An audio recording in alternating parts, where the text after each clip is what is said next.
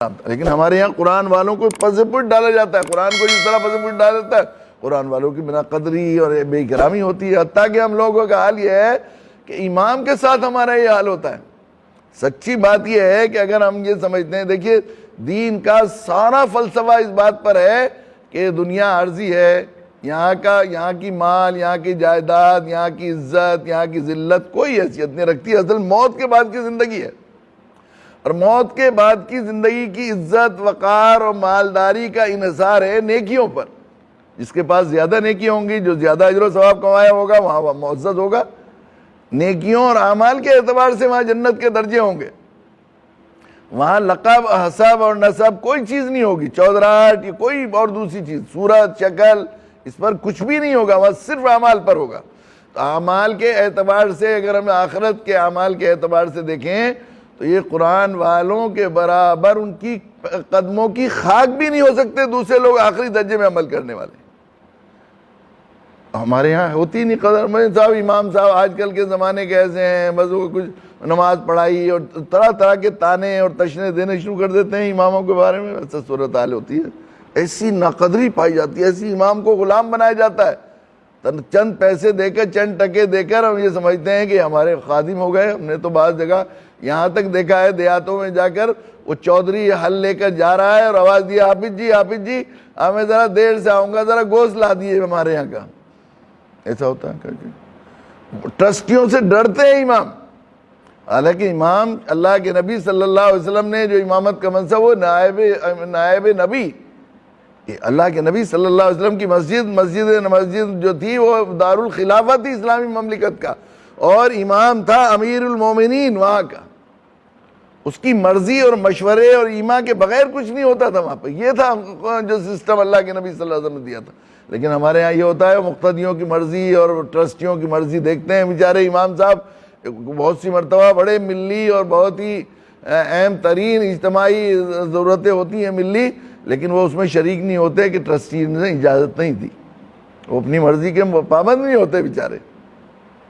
صورتحال یہ ہوتی ہے، چند ٹکوں کی یہ سمجھتے ہیں کہ بالکل اس کو خادم اور نوکر سمجھا جاتا ہے عموماً۔ وہاں ممبئی میں ایک مسجد ہے بڑی، ہمارے ایک دوست وہاں امام تھے، ان کی شادی ہوئی، مفتی صاحب بڑی یعنی بہت ہی معزز لوگوں کی اور بلکہ بیرون کی جماعت کا وہ مرکز سمجھا جاتا تھا، اور وہاں پر بڑے دیندار لوگ ٹرسٹیز تھے اس مسجد کی بات بتا رہا ہوں میں، کہ ان کی جو ہے امام صاحب کی شادی ہوئی، والدہ وہ رہتے تھے ممرہ بیچارے، یہ جو ہے اس میں بمبئی میں پرانی بمبئی میں رہتے مسجد تھی، تو والدہ نے کہا کہ بیٹا تمہاری شادی ہو رہی ہے تو ٹرسٹیز سے اجازت لے لو کہ کسی نائب کو فجر کی نماز کے لیے متعین کر دو کسی آدمی کو وہیں سے، اور تم عشاء کی نماز پڑھ کے آ جایا کرنا اور ظہر کے بعد آ جانا، ممرہ بہت دور ہے۔ چنانچہ 1 مہینے تک ایسا ہوا، تو 1 مہینے کے بعد امام صاحب نے جب تنخواہ دی تو 30 نمازوں کے پیسے کاٹ لیے کہ آپ نے فجر کی نماز تو پڑھا ہی نہیں 30۔ ایسا سمجھتے ہیں یہ صورتحال۔ میں نے ان سے کہا کہ آپ اپنی نمازوں کی خیر بنائیے۔ کیسا نماز؟ دیکھیے یہ امام کو اللہ تعالیٰ نے نائب نبی کے مقام پر پہنچا دیا۔ اللہ تعز من تشاء و تذل من تشاء، اللہ جس کو چاہتے ہیں عزت دیتے ہیں، جس کو چاہتے ہیں ذلت دیتے ہیں۔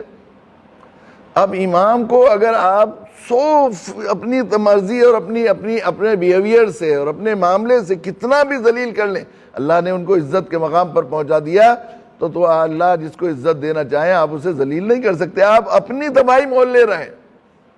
آپ دنیا کے اللہ اس کے بندوں کے نزدیک اور اس کی مخلوق کے نزدیک خود ذلیل ہونے کا جو ہے وہ ضابطہ اور قاعدہ پورا کر رہے ہیں، اور ذلت کے گڑھے بجا رہے ہیں اماموں کی بے وقتی، قرآن والوں کی، اس لیے کہ قرآن والوں کو امام بنایا جاتا ہے، جو قرآن زیادہ پڑھا ہوا ہے اسی کو امام بنایا جاتا ہے۔ جب امام متعین کیا جاتا ہے، دیکھا جاتا ہے، تو کیا سنتے ہیں؟ قرآن ہی، اسی پر امامت کا انحصار ہوتا ہے۔ اللہ نے اس قرآن کے زیادہ علم کی وجہ سے اسے نبی کی نیابت اور منبر نبوی اور محراب نبوی پر کی جگہ نیابت نبوت پر پہنچا دیا۔ لیکن ہم نے کیا کیا؟ میرے مسئلے کی ایک بات یہ بھی ہے کہ ہم جہاں اپنے کو ذلیل بھی کر رہے ہیں، اپنی نمازیں خراب کر رہے ہیں، اس لیے کہ سارے فقہا کا اس پر اجماع ہے کہ اقتداء کی نیت نہیں ہوگی جماعت میں تو نماز نہیں ہوگی مقتدی کی۔ اگر مقتدی اقتداء کی نیت نہیں کر رہا ہے تو اس کی نماز نہیں ہوگی۔ اور اقتداء کا مطلب یہ ہے کہ میں ان امام صاحب کو اپنے سر کا تاج، اپنا محترم، اپنا سردار، نبی کا نائب اور جو ہے محترم سمجھ کر، نبی کا نائب نبی سمجھ کر ان کے سامنے نماز کی، ان کے پیچھے نماز کی نیت کرتا ہوں، اس کو کہتے ہیں اقتداء۔ اقتداء کی نیت کا مطلب دل میں یہ کیفیت ہو، کہنا نہیں زمان پیچھے اس امام کے کہہ دیا کہنے سے۔ نماز کئی دن سے بات چل رہی ہے، دعا پڑھنے سے کام نہیں چلے گا، دعا کرنے سے کام چلے گا۔ نیت پڑھنا نہیں ہے، نیت کرنا ہے، اندر سے کیفیت طاری ہوئے کہ میں انہیں اپنا محترم سمجھ کر، اپنا مقتدیٰ، اپنا سر کا تاج، نبی کا نائب سمجھ کر ان کے پیچھے نماز کی نیت کر رہا ہوں۔ تو اس لیے میں کہتا ہوں کہ امام اپنی مرضی سے مسجد میں پلکوں سے جھاڑو دے، حاکم الحاکمین کا دربار ہے اور میں ایک بندہ ہوں، تو امام کے لیے عزت کی بات ہے۔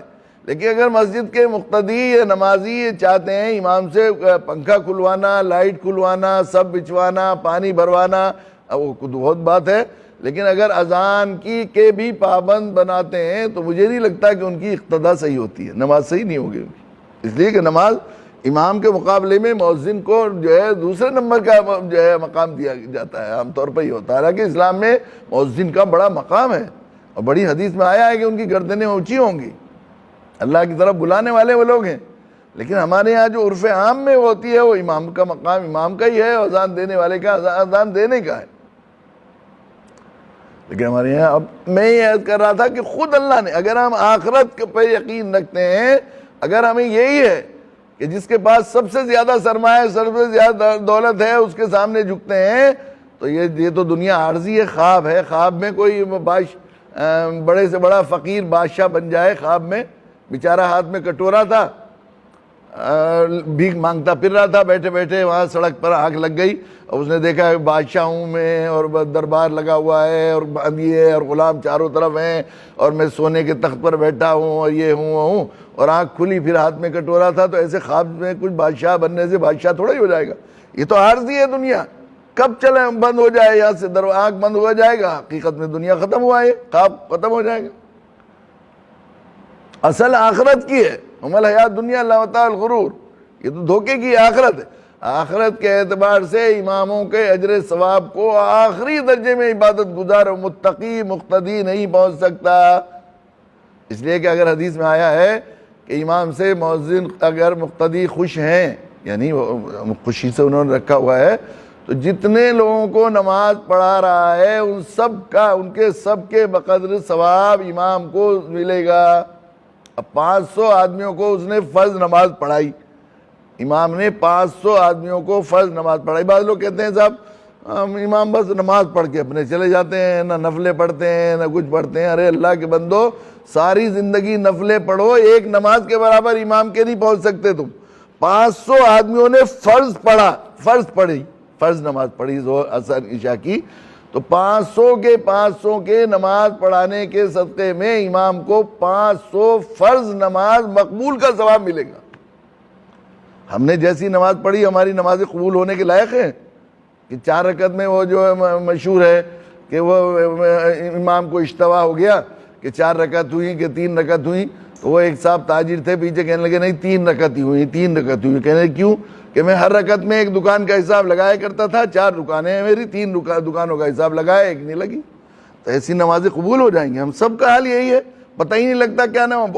اکثر لوگوں سے اگر پوچھا جائے مقتدیوں سے ہماری نمازوں کا حال یہ ہے کہ امام صاحب نے کون سی رکعت میں کیا رکعت پڑھی تھی، کون سی سورت پڑھی تھی، تو بتانا نہیں ہوتا، دھیان ادھر ادھر لگا ہوا رہتا ہے، اللہ کے حضور کھڑے ہوئے ہیں اور ایسی بے دلی سے تو ہماری نمازیں۔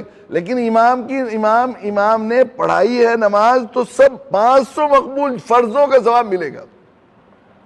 اور فرض اللہ کے نبی صلی اللہ علیہ وسلم نے فرمایا اللہ کے نزدیک سب سے زیادہ تقرب آدمی صرف اسی عبادت سے حاصل کرتا ہے جو اللہ نے اسے فرض کی ہے۔ تو نفل کا ثواب، یہ جو حدیث میں آتا ہے کہ نفل کا ثواب فرضوں کے برابر ہوتا ہے، فرضوں کا ثواب 70 گنا، 70 گنا کا مطلب 2 دونی 4 چوکے 16 16 اس طرح، یعنی ملٹیپل کرنے کو کہتے ہیں 70 گنا، یا بے نہایت ثواب۔ تو نفلوں کا ثواب ایک فرض کے برابر جو ہے، سالوں کی نفلوں کا ثواب ایک فرض کے برابر نہیں ہوتا، سالوں کی نفلوں کا ثواب ایک فرض۔ 500 فرض نمازیں، 500 فرض نمازیں کتنے دن میں پڑھے گا مسلمان؟ یہ جو ہے 200 دن میں پڑھے گا. اور وہ مقبول ہوں گی کہ نہیں ہوں گی مقبول؟ مقتدی کتنے دن میں پڑھے گا؟ 500 فرض نمازیں، 5 نمازیں روزانہ پڑھی اس نے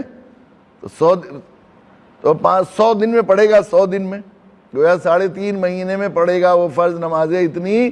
اور وہ مقبول ہوں گی کہ نہیں ہوں گی مقبول؟ اور امام کے پاس مقبول نمازوں کا ذخیرہ جمع ہو گیا، اس نے 500 لوگوں کو نماز پڑھائی ایک، اور 5 نمازیں پڑھائی تو کتنی ہو گئی؟ 5 نمازیں پڑھائی تو 500 پنجے 2500 نمازیں. 2500 نمازیں کتنے دن میں پڑھے گا؟ وہ پڑھے گا 500 دن میں. 1.5 سال میں پڑھے گا مقتدی نماز، 1.5 سال میں. تو کیا امام کے اجر و ثواب کے برابر کوئی ملے گا وہاں ثواب کے حساب سے؟ تو جب اگر یہی بات ہے کہ جو جتنا مایا سرمایہ ہو اتنی وقت و قدر و منزلت ہے، تو اماموں سے زیادہ کوئی آخرت کے اعتبار سے زیادہ مالدار نہیں ہے.